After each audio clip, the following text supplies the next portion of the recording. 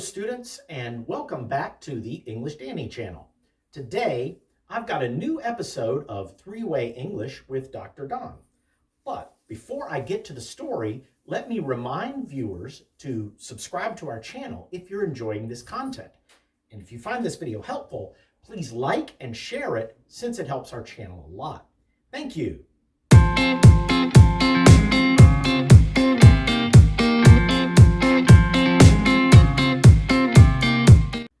Let's start the episode. Remember, with Three-Way English, I will tell you a story three different ways.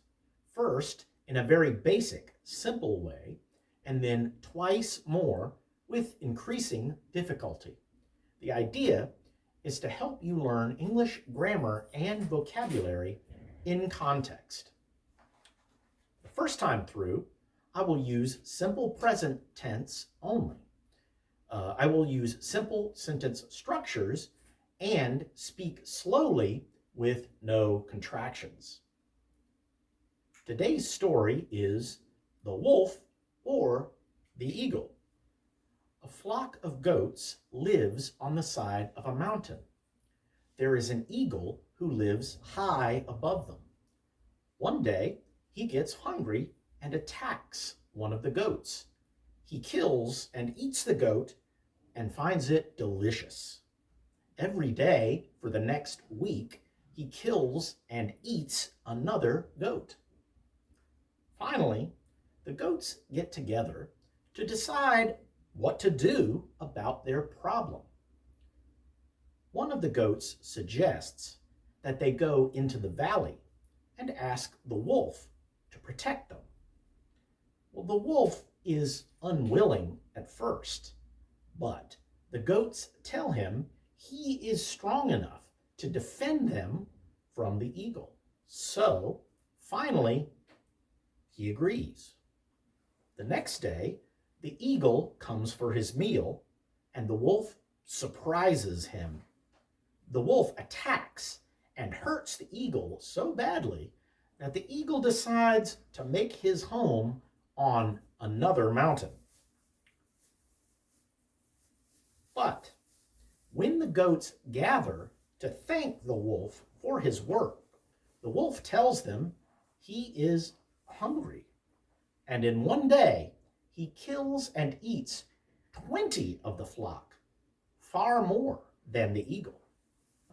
Okay, now let's do the story a second time through. This time, I will introduce different verb tenses, such as the simple past. I will use some different vocabulary and sentence structures, and I will speak maybe a little faster than the first time through. There once was a flock of goats living on the side of a mountain, with an eagle living high on the mountain above them. One day, the eagle started feeling hungry, and he decided to try out some goat meat for a change. He killed and ate one of the goats and found it delicious. Every day for the next week, he dined on another goat. After a time, the goats got together to decide what they could do about their problem. One of them suggested that they go into the valley and ask the wolf to protect them.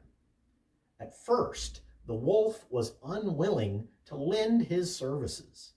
But the goats convinced him that he was strong enough to defend them from the eagle. So, at last, he agreed. The next day, when the eagle came for his meal, the wolf surprised him. In the attack, the eagle was so badly injured that he decided to move his home to another mountain. But when the goats gathered to thank the wolf for his efforts, the wolf took one look at them and began licking his lips.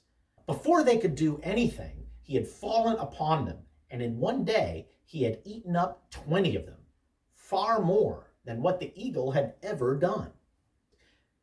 Now you know the story, so I'm going to do it one more time, this time at native level speed and with more advanced vocabulary and sentence structures.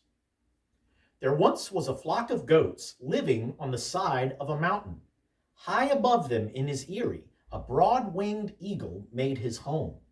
For some time, they lived together in peace until one day the eagle got it into his head to try some goat meat for a change. He seized one of the flock by the neck and snapped it. He made a quick meal of the poor victim and pronounced it delicious.